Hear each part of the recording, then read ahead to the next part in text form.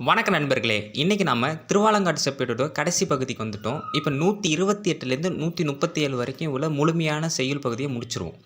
Ramoth மஜோ ஜெயங்கொண்ட சோழ மண்டல மண்டலனே பாச்ராத் யாகிரி மத்தியஸ்தே புராண கிராம சம்ஜிந்தே வசதே தேவ தேவாய சங்கராய புரத் விஷே அம்மையப்ப சமாக்கியாய கிராமநேனம் அதத்தைஸ்ய அப்படின்னு கொடுத்துருக்காங்க. போன முறை நான் 127 முடிச்சிருந்தேன். அதுக்குண்டான லிங்க்கெல்லாம் டிஸ்கிரிப்ஷனில் கொடுத்துருக்கேன் பாருங்கள். இப்போ இது கண்டினியூஸ் முடிச்சிருவோம் இன்றைக்கி. விளக்கம். ராமனின் மகன். போன தடவை ஜனநாதன் ஒருத்தரை சொன்ன பார்த்தீங்களா, ராஜேந்திர சோழன் அமைச்சர். இவர் யாருடைய மகன் அப்படின்னா ராமனின் மகன் சொல்கிறாங்க. இது கிருஷ்ணன் ராமனான்னு சரியாக தெரியல. ராமனின் மகனான ஜனநாதன் மாமன்னர் ராஜேந்திரனின் உத்தரவை ஏற்று ஜெயங்கொண்ட சோழ மண்டலத்துக்கு அணியானதும் மேன்மலை நாட்டின் நடுவில் உள்ளதும் புராண கிராமம் என பெயர் பெற்றதுமான பழையனூரை அவ்வூரில் உறையும் தேவதேவனும் திரிபுரம் எரித்தவனும் அம்மையப்பனுமான இறைவன் சங்கரனுக்கு கொடையாக வழங்கினார். இந்த ஜனநாதன் என்ன செய்கிறார் அப்படின்னா, அதாவது இப்போ இருக்க தொண்டை மண்டலம் இருக்குது பார்த்தீங்களா, அதில் இருக்கக்கூடிய பழையனூர் அப்படிங்கிற அந்த கிராமத்தை திருவாலங்காட்டு சிவனுக்கு தேவதானமாக கொடுக்குறாரு. அதை தான் இப்படி ஓமையோடு சொல்லியிருக்காங்க, வேற ஒன்றும் கிடையாது. அடுத்த பாடல். பிராக் தக்ஷிணதஸ்ய புருஸ்தா சாபி சீமதாம் சிம்ஹலாந்தக சதுர்வேதி மங்கள கிராமகோ கதக அப்படின்னு சொல்லியிருக்காங்க. இப்போ நம்ம அந்த தேவதானம் கொடுத்தாங்களே பழையனூர், அந்த பழையனூரின் கிழக்கிலும் தெற்கு பகுதியிலும் முன்னும்னா முன்பகுதியிலையும் சிங்களாந்தக சதுர்வேதி மங்கலம் அப்படிங்கிற ஊர் எல்லையாக இருந்திருக்கான். அதாவது கிழக்கு பக்கத்துலேயும் தெற்கு பக்கத்துலேயும் சிங்களாந்தக சதுர்வேதி மங்கலம் அப்படிங்கிற ஊர் எல்லை பகுதியாக இருந்திருக்கு. இந்த சிங்களாந்தகன் அப்படிங்கிறது மாமன்னர் ராஜராஜனுடைய பட்டப்பெயர். அது சிங்களர்களுக்கு யமன் அப்படின்னு அர்த்தம். சிங்களாந்தகன் அப்படின்னா சிங்களர்களுக்கு யமன், அதனால் அந்த பெயரை வைத்திருக்காங்க. இன்னொரு விஷயமும் தெரிஞ்சுக்கோங்க, இந்த ஜனநாதன் தொண்டை மண்டலம், அதாவது இப்போ இருக்கக்கூடிய இந்த சென்னை, காஞ்சிபுரம், அதுக்கப்புறம் காளஹஸ்தி, இந்த மாதிரி பகுதியை தான் இந்த ஜெயங்கொண்ட சோழ மண்டலம் சொல்லுவாங்க. அதுக்கு பக்கத்தில் இருக்கிறது தான் இந்த திருவள்ளூர் டிஸ்ட்ரிக்ட்டு. அங்கே தான் இந்த மேன்மலை நாடு அப்படிங்கிற நாடு இருந்திருக்குங்கிறது குறிப்பிடத்தக்கது. அடுத்தது 130. பச்சாத் நித்திய வினோத. இது நிறைய இடத்துல பார்த்துருவோம். நித்திய வினோத சதுர்வேதி மங்கலம்னு சொல்லுவாங்க. நித்திய வினோத சதுர்வேதி மங்கல மிதி கியாதக சீமாபுத் கிராமசிய பூத்ராமசிய திருவாலங்காட் பேர் சொல்லிக்காங்க பாருங்க. திருவாலங்காட் சமாக்கியசிய. விளக்கம்.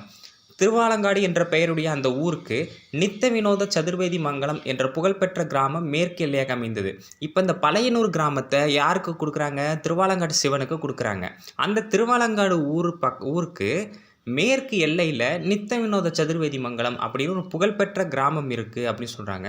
அது இன்றைக்கி என்ன பெயரில் இருக்குங்கிறத நம்ம ஆராய்ந்து பார்த்தா தான் தெரியும். அது எனக்கு சரியாக தெரியல. ஆனால் இந்த முக்கியமான இதில் என்ன சொல்கிறாங்க, தமிழ் பகுதியில் தான் என்னென்ன செய்தார்கள், என்னென்ன தான தர்மங்கள் செய்தார்கள்ங்கிறது தெளிவாக தெரியும். அது கிட்டத்தட்ட ஒரு 18 19 ஏடுகள் இருக்குது. அந்த ஏடுகள் 2 பக்கமும் ஏடுகள் இருக்கும். அது படித்தா தான் இந்த முழுமையானதே புரியும் நமக்கு. அடுத்த பகுதிக்கு வரும். 131. இது முக்கியமானதுங்க. அக்ருத ஸ்ரீ முகலேகாம் உத்தம சோழ தமிழதரைய அப்படின்னு சொல்லியிருக்காங்க.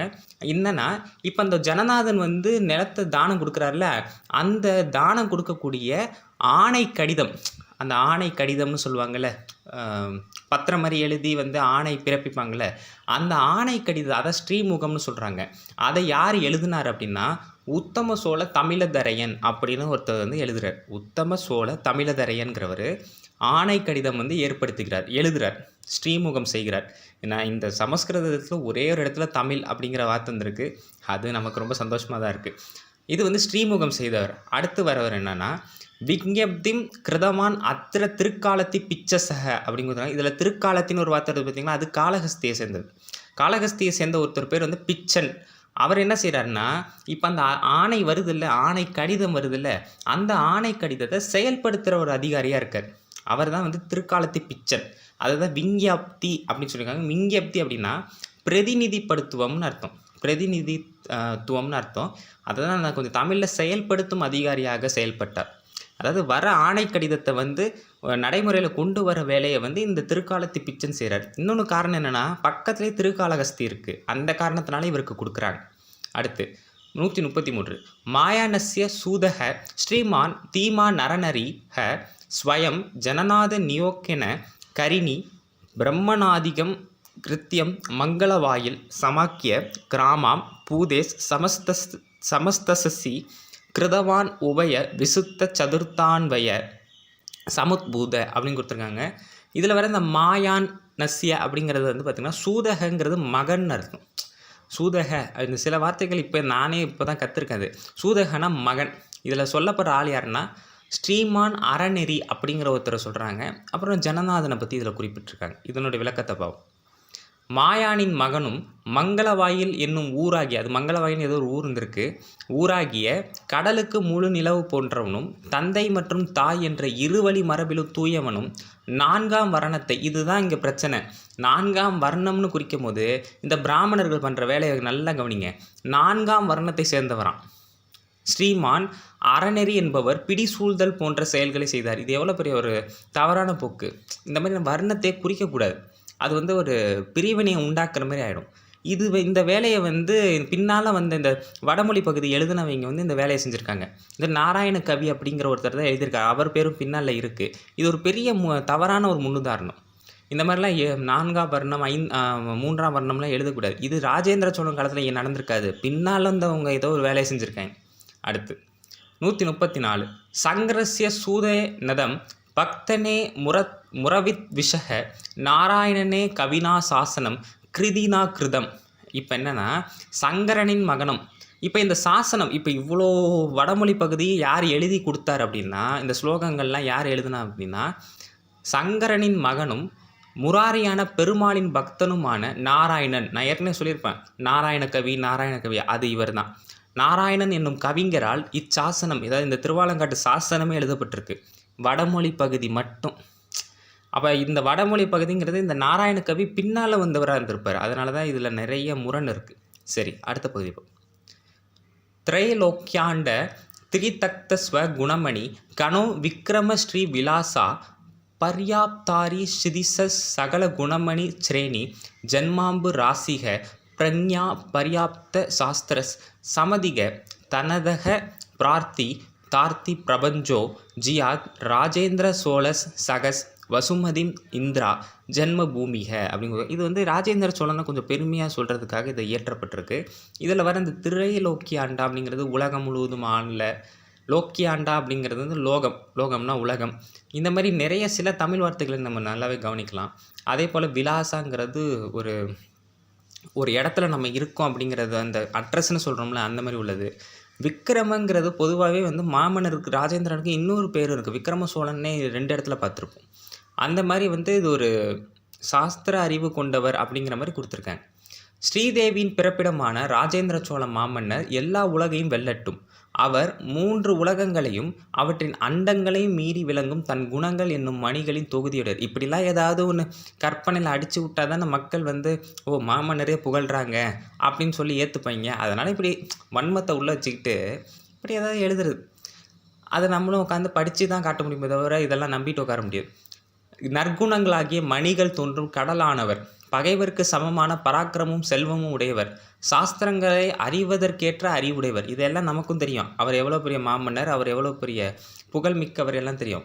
இது வந்து ஒரு கிட்டத்தட்ட வந்து சோழ மன்னர்களுடைய பெருமையை வந்து குலைக்கிற மாதிரி தான் இந்த வடமொழி பகுதியை அமையுது. அதாவது அவங்களோட உண்மையான வரலாறு என்ன அப்படிங்கிறத நம்மளுக்கு தெரிய விடாமல் பண்ணுறதுக்கு தான் புராண கதைகளையும் கொஞ்சம் இதையும் வந்து இந்த சேர்த்து இந்த வடமொழி பகுதியில் வந்து சொல்கிறாங்க. நல்ல வேலை இந்த வடமொழி பகுதியை இன்னையோட இது முடிஞ்சிடுது. இந்த பகுதியை முடிஞ்சிடுது. நாளையிலேருந்து நம்ம தமிழ் பகுதியை ஆரம்பிச்சிடலாம். அதில் தெளிவாக எல்லாத்தையும் பார்க்கலாம். அப்புறம் குபேரனை விஞ்சியவரும் இறப்போர்னா வந்து தானம் கேட்க வரவங்களுக்கு வந்து புறவலருமான மாமன்னர் ராஜேந்திர சோழன் ஆவார். தானம் கேட்க வரவங்களுக்கு வந்து இறந்து கொடுக்கக்கூடியவர் அப்படின்னு இதில் சொல்கிறாங்க. அதாவது இதெல்லாம் இவங்க சொல்லி தான் நமக்கு தெரியணுங்கிறது இல்லை. நிறைய குறிப்புகள்லையும் நிறைய கல்வெட்டுகளையுமே தெளிவாக சொல்லிட்டாங்க. அடுத்து 136 ஹோவ்யான் பவாய திலகா காஞ்சிபுர ச முத்பவா முத்ரவா பிரசஸ்தி மேனாமலிகத் சதுத்நாமே துவார மேச்சித்திர காரிணக யௌ சத சியானுஜா வாஸ்தாம் ரங்க தாமோதராக் வியாவ் அக்ருஷ்ண சரிதக கிருஷ்ணஸ் சம்பவோபி மகாபதிக. உனக்கு தெரிஞ்சுக்கோங்க, இதுக்கப்புறம் நம்ம இன்றைக்கி படிக்கிற எல்லா பகுதியுமே யார் என்னென்ன செஞ்சாங்க அப்படிங்கிறது. முதல்ல வந்து இந்த ஆணையை பிறப்பித்தது யாருன்னு ஒருத்தரை பார்த்தோம், அதை செயல்படுத்தக்கூடிய அதிகாரியை பார்த்தோம், இந்த தானம் கொடுக்கக்கூடிய ஜனநாதன் பேரை பார்த்தோம். இதுக்கு முன்னாடி இந்த சாசனத்தில் உள்ள ஸ்லோகங்களை யார் எழுதினாருங்கிறதையும் பார்த்தா அது நாராயண கவி. ஆனால் இந்த கடைசி 136 137 என்ன சொல்ல வருது அப்படின்னா, இதை எல்லாத்தையும் ஏடுகளில் யார் பதிச்சாங்க அப்படிங்கிற பேரை கொடுத்துருக்காங்க. இந்த 2 ஸ்லோகங்கள் தான் ரொம்ப முக்கியம். அடுத்து ஆறாவ முர்த புத்திரச்சனா புதல்வன், புத்திரச்ச வியாக்கியாதா புருஷோத்தமக புருஷோத்தம பாதாம்பு ஜன்ம துவந்தவ மதுவிருத்தத்வத் அமிபுருச்சச்சா வச்சில்ப கோவிதை ருதார காஞ்சிபுர லப்தி ஜன்மபிக சுதிபிகோ விகுல ஜன்மசா லிபி சத்தே நதவ்ய கரமல்லேகி சாசனம் அப்படின்னு கொடுத்துருக்காங்க. இதோட இந்த வடமொழி பகுதி முழுமையாக முடிஞ்சிருச்சுங்க. இதுக்கப்புறம் வர்றது எல்லாமே வந்து தமிழ் பகுதிகள் தான். இந்த வடமொழி பகுதி முடிக்கிறதுக்கு தான் எனக்கு இவ்வளோ காலங்கள் ஆயிடுச்சு. ஏன்னா ரொம்ப பெரிய செப்பேடு, இதை விட பெரிய செப்பேடு ஒன்று இருக்குது. திருவிந்தலூர் செப்பேடு, எங்கள் ஊர் செப்பேடு, மயிலாடுதுறை மாவட்டத்தில் உள்ள திருவிந்தலூர் செப்பேடு தான் இந்தியாவிலே கண்டுபிடிக்கப்பட்ட மிகப்பெரிய செப்பேடு.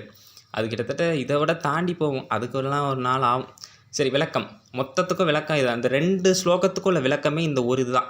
என்ன அப்படின்னா, இதை எழுதினவங்க, இந்த ஏடுகளில் பொறிச்சவங்க பேருன்னா காஞ்சிபுரத்தை சேர்ந்த ஓவிய குடியில் பிறந்த 4 சிற்பிகள் பிரசஸ்தி, அதாவது செய்யுள்களை ஏடுகளில் பொறித்துள்ளார்கள்.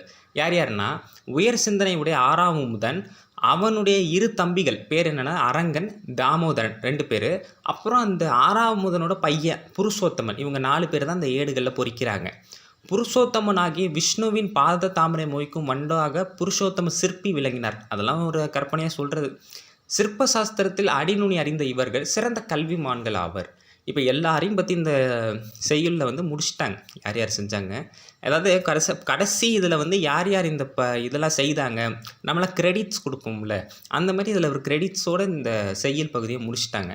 இதுக்கப்புறம் தமிழ் பகுதியில் தான் என்ன தானம் கொடுக்கப்பட்டது, என்னென்ன ஊருக்கு கொடுக்கப்பட்டது, யாருக்கு கொடுக்கப்பட்டது, என்னென்ன நிலபோகங்கள் வந்து அதில் வரி நீக்கப்பட்டுச்சு, இது எல்லாமே வந்து இந்த தமிழ் பகுதியில் தான் ரொம்ப தெளிவாக இருக்கும். அதில் இந்த தமிழதரையன் இப்போ பேர் பார்த்தோம்னா இவங்களோட பெயர் இருக்கும். அதை நம்ம இன்னும் தெளிவாக அந்த தமிழ் பகுதியில் பார்ப்போம். ஒருவேளை அந்த வடமொழி செய்யுள் பகுதி முடிஞ்சிருச்சு. இதுக்கப்புறம் நம்ம தமிழ் பகுதியை அடுத்தடுத்த பகுதியில் பார்ப்போம். இந்த தகவல் எல்லாரும் பகிருங்க. நன்றி, வணக்கம்.